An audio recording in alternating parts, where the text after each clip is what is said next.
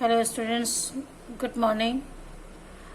कक्षा 7वीं नागरिक शास्त्र पार्ट 2 राज्य की सरकार भाग 1।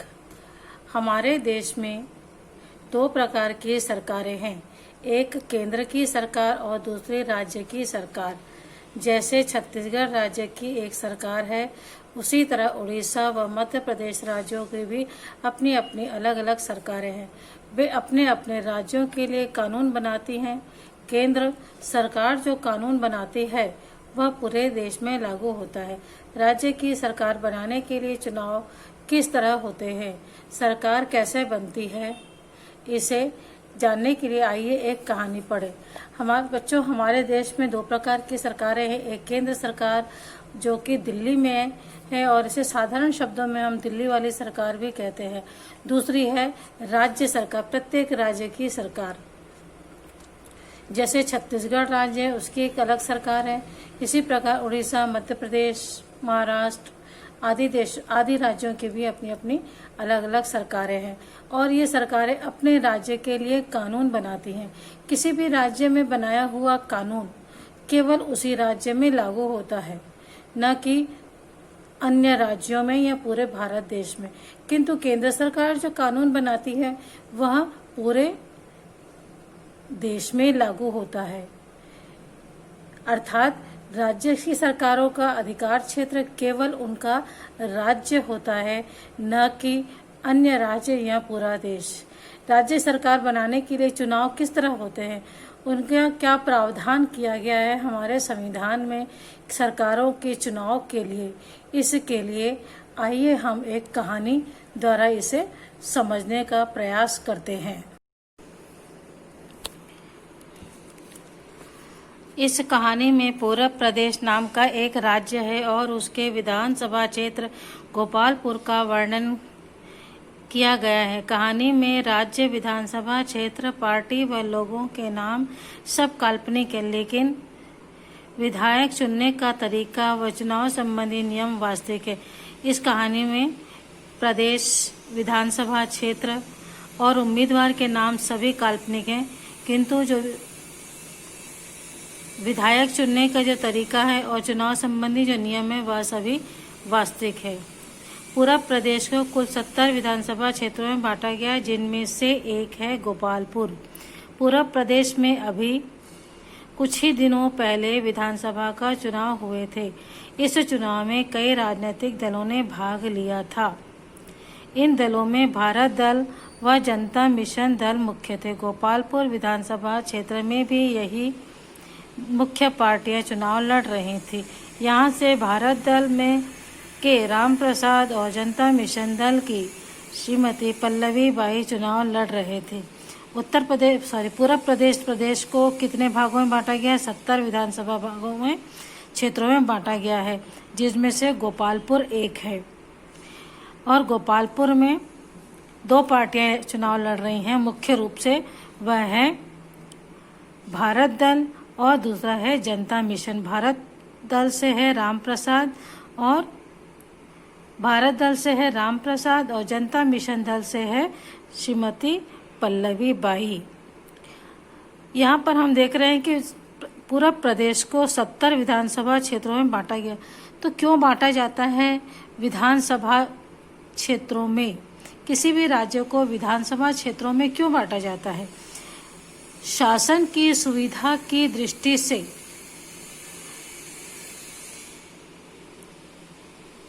किसी भी राज्य को उस विधानसभा क्षेत्रों में बांटा जाता है, जिससे कि शासन कार्य करने में सुविधा हो, क्योंकि राज्यों की क्षेत्रफल जो होता है बहुत अधिक होता है और प्रत्येक राज्य की समस्याएं, प्रत्येक क्षेत्र की समस्याएं भी अलग अलग होती हैं।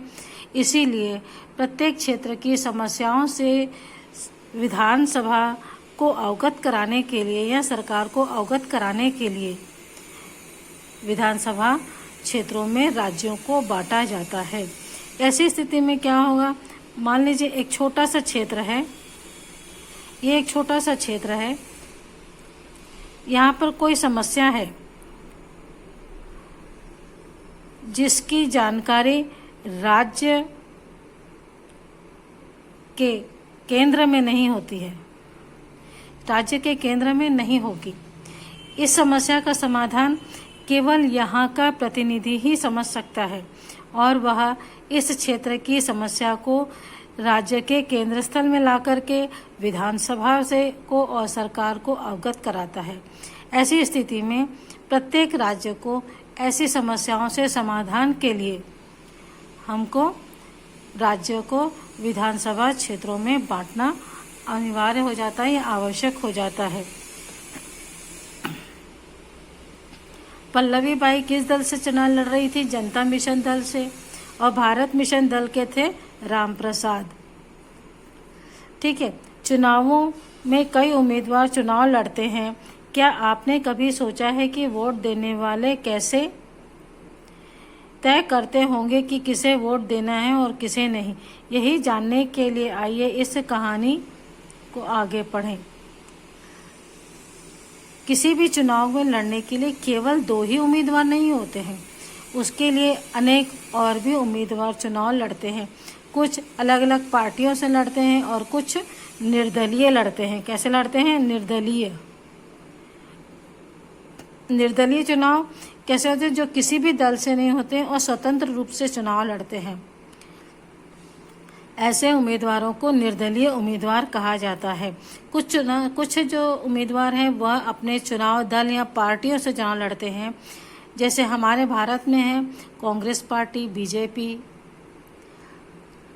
विद्यार्थी परिषद, अन्य और अनेक पार्टियां हैं जो कि चुनाव में अपने प्रतिनिधि खड़े करती है, किंतु चुनाव केवल एक ही दल का सदस्य या उम्मीदवार जीतता है। ऐसी स्थिति में हमें अनेक दलों के बीच में चुनाव के उम्मीदवार कैसे तय करें, हम किसे वोट दें, किसे जिताना चाहते हैं, जो हमारी समस्याओं का समाधान अच्छे से कर सके, जिसके बारे में हम जानते हैं कि यह व्यक्ति हमारे समस्याओं को या हमारे क्षेत्र की समस्याओं को बहुत अच्छे से पूरा कर सकता है। इस स्थिति में वे लोग, ऐसे ही उम्मीदवार को हम चुनाव में जिताते हैं जो कि हमारी समस्याओं का अच्छे से समाधान कर सके।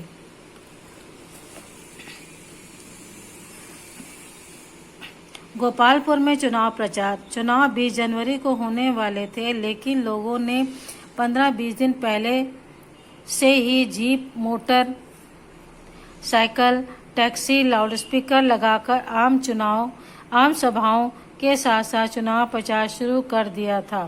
प्रत्येक दल के उम्मीदवार व उसके सहयोगियों द्वारा आश्वासन दिया जा रहा था कि वे गरीबी दूर करने का उपाय करेंगे, जमीन के पट्टे दिलवाएंगे, गांव-गांव में बिजली, पानी व स्कूल आदि की समस्याओं,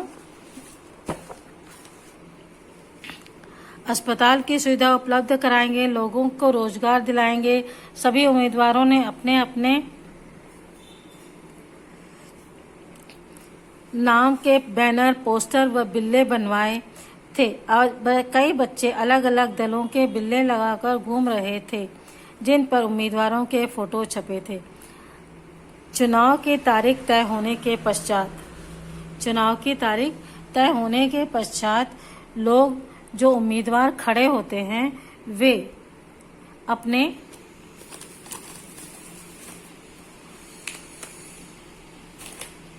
लोगों के साथ मिल करके सभाएं करते हैं, सम्मेलन करते हैं, जुलूस निकालते हैं, पोस्टर बनवाते हैं, पॉम्पलेट छपवाते हैं। इस प्रकार से वे अपने चुनाव का प्रचार करते हैं और लोगों को आश्वासन देते हैं कि उन्हें किस प्रकार से वह अपने क्षेत्र की समस्याओं को दूर करने का प्रयास करेंगे, गरीबी हटाएंगे, बिजली पानी की व्यवस्था करेंगे, स्कूल खुलवाएंगे, अस्पताल बनवाएंगे। ऐसे प्रकार के कई वायदे लोग करते हैं। पल्लवी बाई की आम सभा। 11 तारीख को गोपालपुर में गोल मैदान में जनता मिशन दल के उम्मीदवार पल्लवी बाई की आम सभा थी। सभा में जनता मिशन दल के दूसरे बड़े नेता भी थे। सभा में एक पर्चा बांटा गया, जिसमें पल्लवी बाई की फोटो व उनकी पार्टी का चुनाव चिन्ह भी छपा हुआ था। पर्चे में लिखा था, मिशन दल की सरकार बनती है तो कौन कौन से नए काम करवाए जाएंगे। कुछ नेताओं के बोलने के बाद सभा में पल्लवी बाई के बोलने की बारी आई। पल्लवी बाई ने अपने भाषण में कहा कि पिछली बार उन्होंने सिंचाई के लिए एक छोटा बांध बनवाया था, कई स्कूलों के लिए अतिरिक्त पक्के कमरे बनवाए थे तथा कई गांवों का मुख्य सड़क से जोड़ने के लिए सड़कें बनवाई थी। उन्होंने कहा कि यदि आप लोग मुझे जिताएंगे और मेरे दल की सरकार बनेगी तो इस क्षेत्र की आवश्यकताओं के अनुसार स्कूल, अस्पताल, पीने का पानी आदि सुविधाएं उपलब्ध कराई जाएंगी। साथ ही गोपालपुर में कई बड़े कारखाने भी लगवाए जाएंगे। इससे इस क्षेत्र के बेरोजगारों को रोजगार मिलेगा और कोई बड़े शहरों की तरफ पलायन नहीं करेंगे। पल्लवी बाई के भाषण के बाद आम सभा समाप्त हो गई।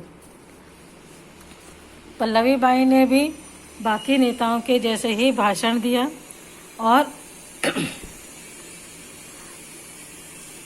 अपने क्षेत्र के लिए वह क्या क्या कार्य करेंगी उसके बारे में बताया कि उन्होंने पहले क्या काम किया था। एक बांध बनवाया था और स्कूल के लिए पक्के कमरे बनवाए थे।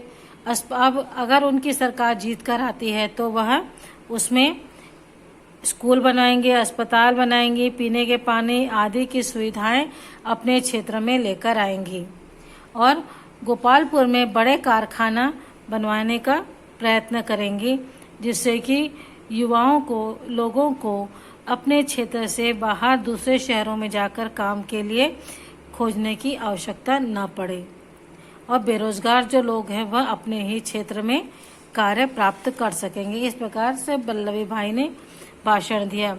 चाय की एक दुकान पर कुछ लोग आपस में बातें कर रहे थे। एक आदमी कह रहा था, इस बार भारत दल तो जाएगा क्योंकि सिवाय महंगाई बढ़ाने के इस पार्टी की सरकार ने और कुछ भी नहीं किया है। एक दूसरे व्यक्ति ने कहा, जनता मिशन दल ने कौन से तीर मारे हैं? तो तीसरे ने कहा, महंगाई सिर्फ पूरा प्रदेश में ही नहीं बढ़ी, पूरे देश में बढ़ी है। किसी और ने कहा, सरकार ने कोई उपाय नहीं किए थे। किसी और ने, महंगाई बढ़ी लेकिन मजदूरी उतनी ही है। एक और व्यक्ति ने कहा, सूखा पड़ने पर पिछली सरकार ने कोई उपाय नहीं किए थे। तभी चाय की दुकान पर एक नया व्यक्ति आया। वह बहुत उत्सुकता से बताने लगा कि फूलबत्ती में भारत दल के लोग कंबल बांटते पकड़े गए हैं। अरे तो क्या हुआ? जनता मिशन दल वालों ने भी गाजर गली में साड़ियां बांटी थी, किसी और ने जवाब दिया। इस प्रकार चुनाव प्रचार चला और 18 तारीख की शाम को चुनाव प्रचार का शोरगुल शांत हो गया। कई पार्टियां अपनी पार्टी को जिताने के लिए लोगों को प्रलोभन देती हैं, जैसे कंबल बांटेंगी, साड़ियां बांटेंगी, पैसा बांटेंगी और कई क्षेत्रों में शराब इत्यादि भी बांटी जाती है।